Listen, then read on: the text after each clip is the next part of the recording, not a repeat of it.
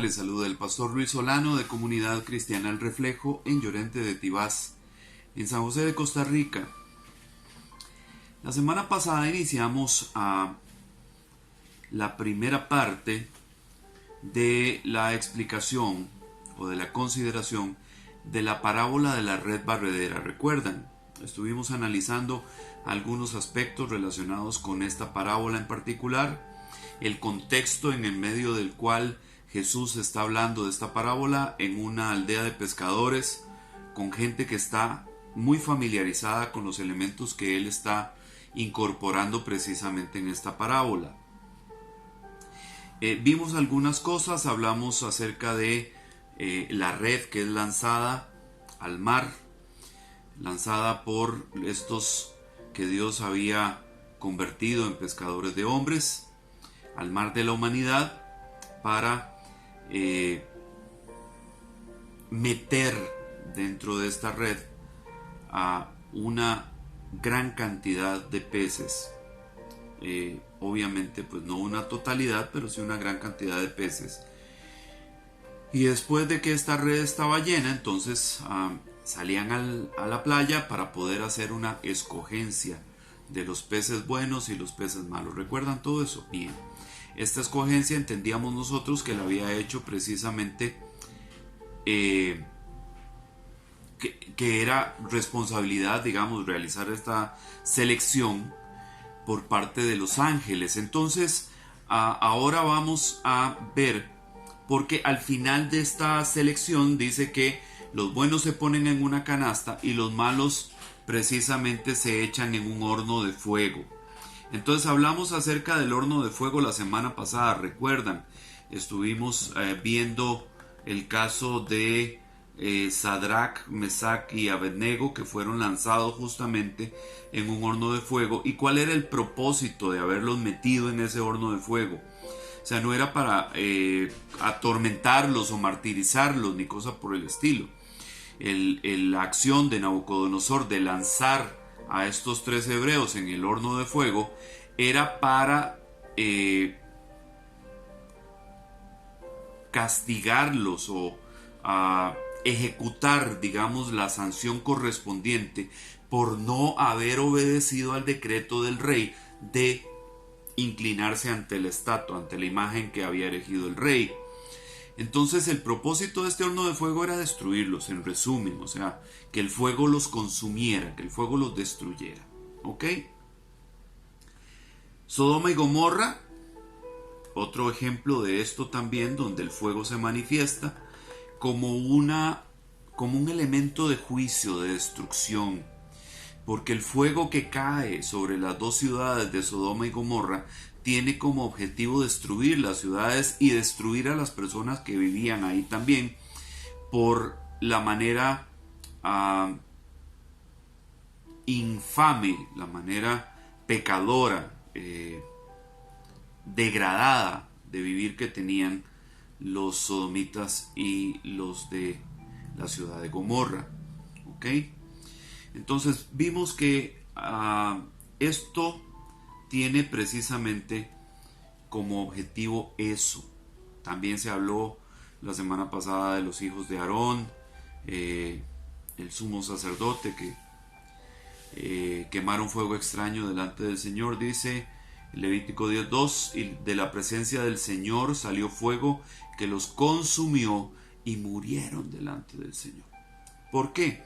Porque el fuego tiene precisamente esa connotación. Lo que usted echa al fuego generalmente se destruye, ¿cierto? ¿Ok? Pero también en el caso, digamos, del Nuevo Testamento, en el caso de Jesús, se utiliza exactamente la misma figura. ¿Ok? Jesús hace una manifestación relacionada con esto también, con el fuego y con esta acción de echar cosas al fuego, de echar personas al fuego. En el libro de Mateo, en el Evangelio de Mateo, en el capítulo 25 y los versículos 31 al 34 y después el 41 y el 46, habla precisamente de esto. Cuando dice, pero cuando el Hijo del Hombre venga, esto es hablando Jesús, pero cuando el Hijo del Hombre venga en su gloria y todos los ángeles con él, entonces se sentará en el trono de su gloria y serán reunidas delante de él todas las naciones, todos los pueblos, todas las razas. Y separará unos de otros como el pastor separa las ovejas de los cabritos. Y pondrá las ovejas a la derecha y los cabritos a su izquierda. Entonces el rey dirá a los de su derecha: venid, benditos de mi Padre, heredad del reino preparado para vosotros desde la fundación del mundo. Entonces también dirá a los de su izquierda: apartaos de mí, malditos, al fuego eterno que ha sido preparado para el diablo y sus ángeles. Y vea lo que dice el versículo 46. Dice: y estos irán al castigo eterno, pero los justos a la vida eterna. Incluso hay una versión que dice, en lugar de castigo eterno, dice cortamiento eterno. En el interlineal, o sea, en la traducción del griego original de dos eruditos apellidados Westcott y Horn, el interlineal de Westcott y Horn, la palabra que se usa acá como castigo eterno da el significado de poda, o sea, cuando usted corta, ¿verdad? Cuando usted hace poda de un árbol, usted está cortando parte de ese árbol, y lo que usted corta, lo que usted separa del árbol, cortándolo, podándolo, no retoña, o sea, eso se convierte en desecho, ¿cierto? Y generalmente usted poda un árbol para que el árbol se revitalice, coja fuerza, que llama uno. Pero lo que se corta del árbol, lo que se poda del árbol, es para botarlo, para desecharlo. ¿Ok?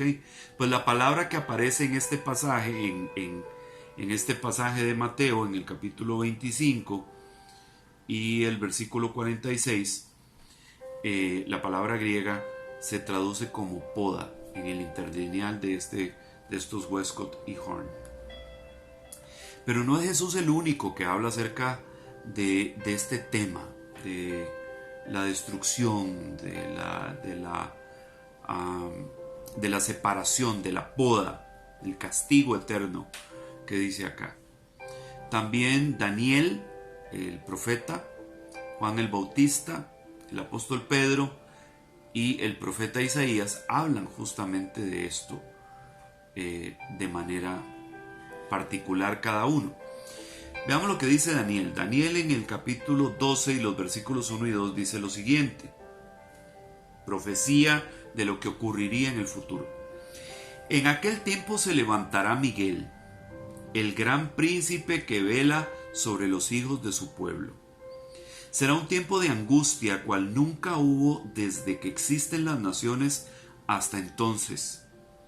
Y en ese tiempo tu pueblo será librado, todos los que se encuentran inscritos en el libro.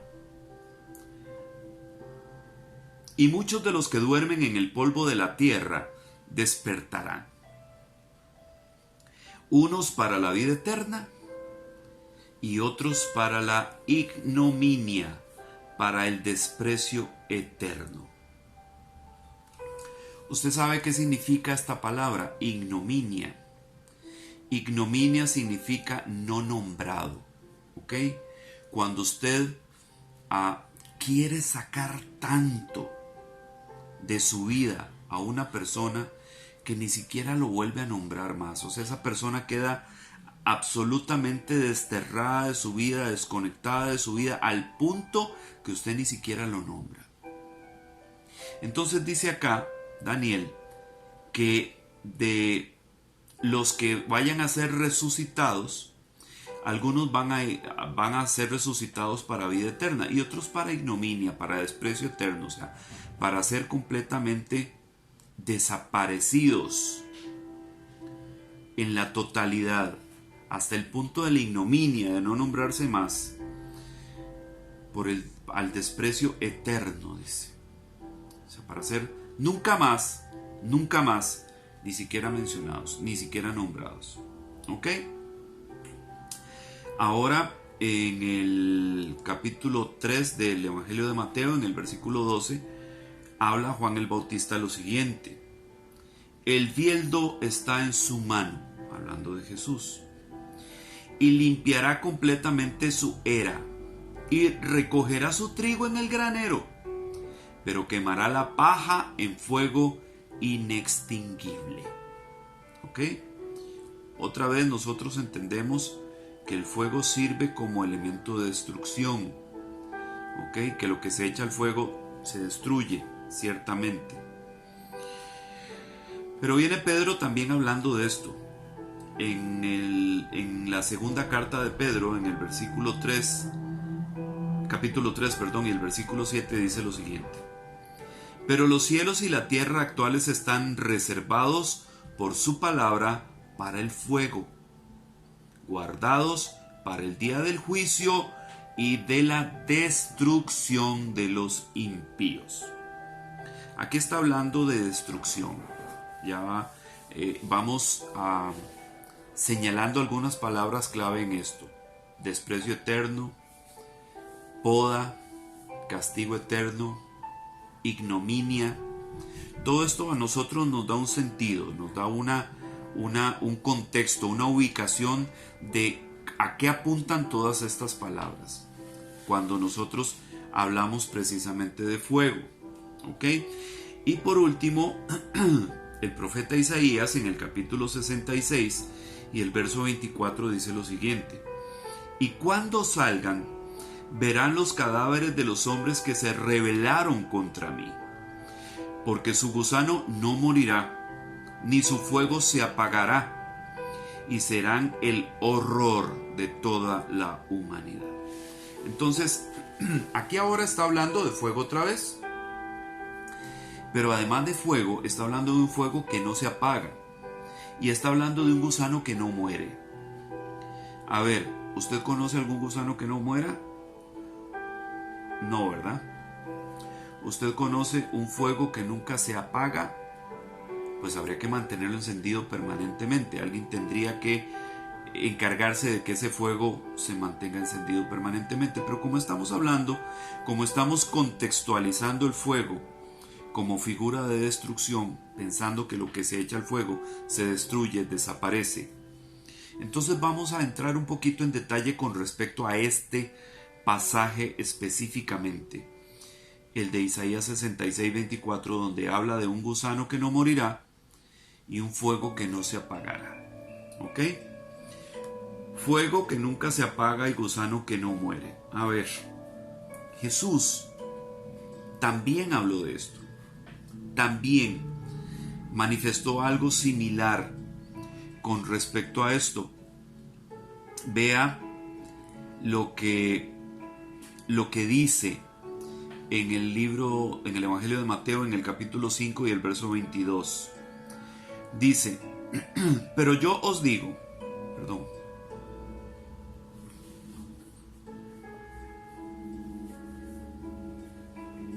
dice así: pero yo os digo que todo aquel que esté enojado con su hermano será culpable ante la corte, y cualquiera que diga raca a su hermano será culpable delante de la Corte Suprema, y cualquiera que diga idiota será reo del infierno de fuego. ¿Ok? Estas expresiones son expresiones de odio. Raca, idiota, son expresiones que manifiestan odio. No son expresiones de bendición, ni son expresiones agradables. Entonces dice Jesús que cualquiera que de manera intencional profiera en plena conciencia, con toda la alevosía, la premeditación del caso, estas palabras en contra de un hermano, dice: será reo del infierno de fuego. Otra vez Jesús, en el capítulo 18 de Mateo y el versículo 9, vuelve a decir: y si tu ojo te es ocasión de pecar, arráncatelo y échalo de ti. Te es mejor entrar en la vida con un solo ojo que teniendo dos ojos ser echado en el infierno de fuego. ¿Ok? Estos dos pasajes que acabamos de leer, Mateo 5:22 y Mateo 18:9, que hablan de un infierno de fuego, están tomados de la versión Biblia de las Américas. Muchas otras versiones vierten estos pasajes en esa parte específicamente con la misma palabra, infierno de fuego. Pero hay algo interesante con respecto a esto. La palabra que se traduce, la palabra original que está escrita ahí en el griego, que se traduce en estas versiones como infierno de fuego, no existe en el griego original. ¿Ok? No hay en el griego original, en donde está, digamos, esa palabra, en el pasaje original en griego, no está la palabra infierno, no está ahí. ¿Ok? La palabra original que está en estos dos pasajes es Gehenna. Así es como aparece en el original griego. ¿Ok? El Gehenna era una especie de vertedero que se encontraba en las afueras de la ciudad de Jerusalén y era usado como crematorio de basura, desechos y cadáveres de animales e individuos que eran ejecutados como criminales y cuyos cuerpos no eran sepultados o reclamados por las familias. Era un lugar de fuego constante, pues no cesaban de lanzarse desechos a este lugar. Por tratarse de un valle, ¿okay?, que era el valle de Hinnom, Ben Hinnom o Ge Hinnom, donde desde el año 638 a.C. se lanzaban cadáveres de animales y criminales, los gusanos no cesaban de existir, pues siempre había material orgánico en descomposición. Y el fuego tampoco cesaba, porque como era un crematorio tenía que tener el fuego encendido porque en cualquier momento era echado ahí basura, desechos y cadáveres, y como una cuestión de carácter sanitario, entonces estos cadáveres, esta basura, estos desechos orgánicos que se podían podrir, descomponer y provocar enfermedades, había que quemarlos. Entonces aquí, en este lugar fuera del muro de Jerusalén, en el valle de los hijos de Hinnom, en Gen Hinnom o Gehenna, que es como se le dice en estos dos pasajes, el fuego literalmente no se apagaba nunca. Y los gusanos tampoco cesaban porque había muchísimo material orgánico. Entonces la basura era constantemente amontonada, y lo que se descomponía de esta basura que no era alcanzado por el fuego era devorado por los gusanos. Entonces gusanos había todo el tiempo, de la misma forma en que había fuego todo el tiempo. ¿Ok?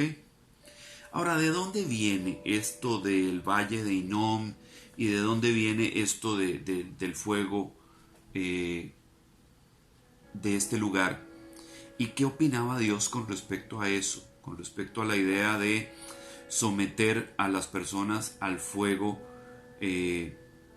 para sacrificarlos, destruirlos, etc.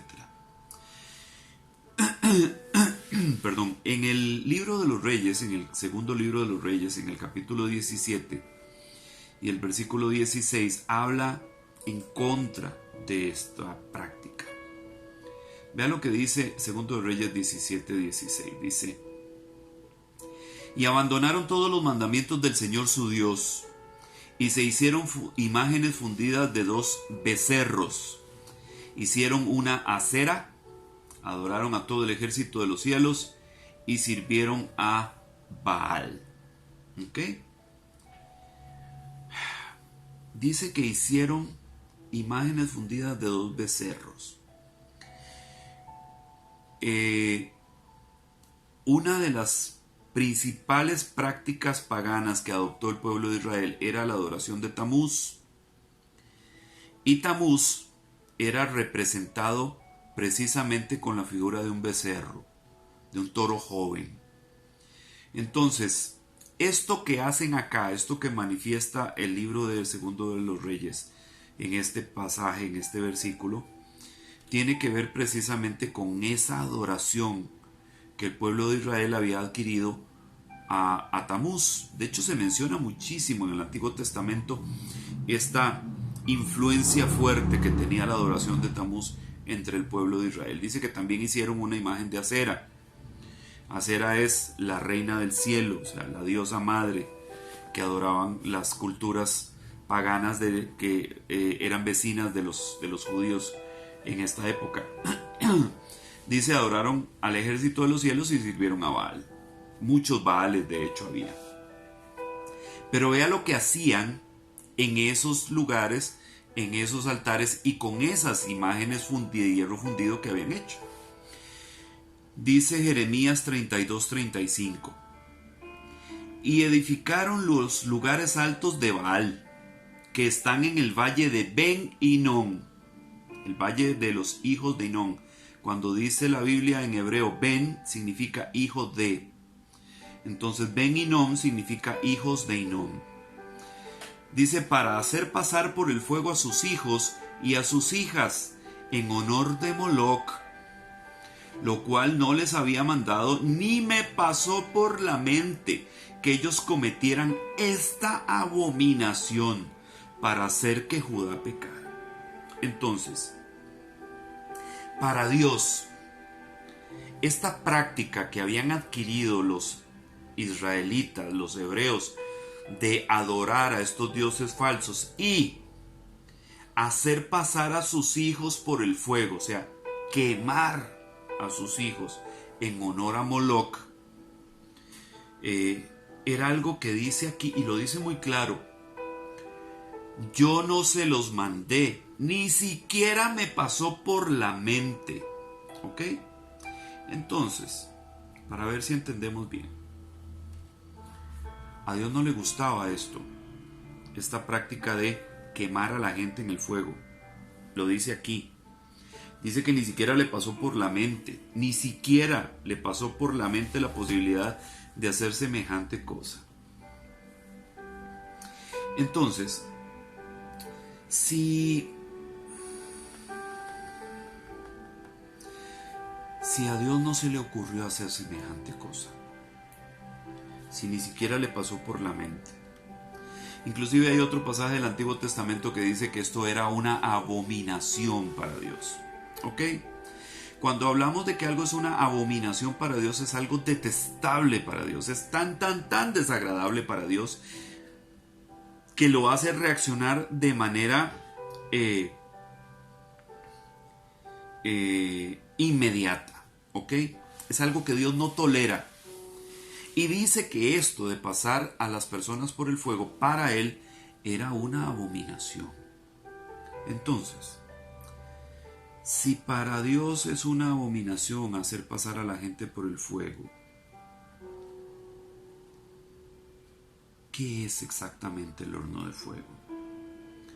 ¿Y por qué nosotros hablamos de un infierno de fuego si la Biblia no menciona tal cosa? ¿De dónde salió? Ok, toda esta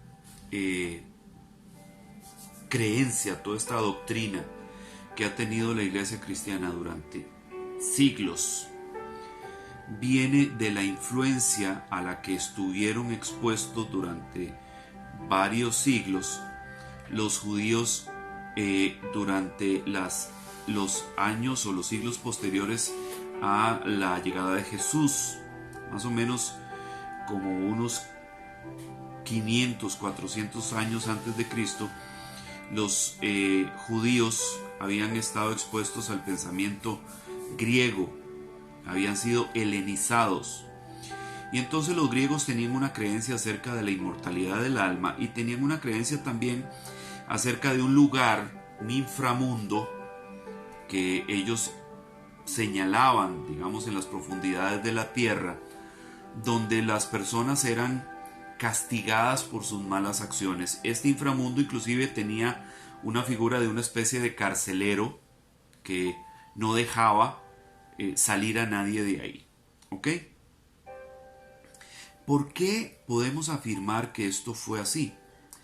Porque inclusive Agustín de Hipona menciona a Platón, uno de los más famosos filósofos griegos, y esta creencia que Platón tenía acerca de un lugar de tormento en las profundidades de la tierra donde se castigaba a las personas por sus malas acciones. ¿Ok? Agustín de Hipona, San Agustín, menciona a Platón y esta doctrina. Entonces, nosotros entendemos que el trasfondo de esta creencia que se cristianizó no necesariamente tiene origen en Dios ni en lo que Dios quiere o hace. Debemos entender que Dios tiene una justicia, ¿ok?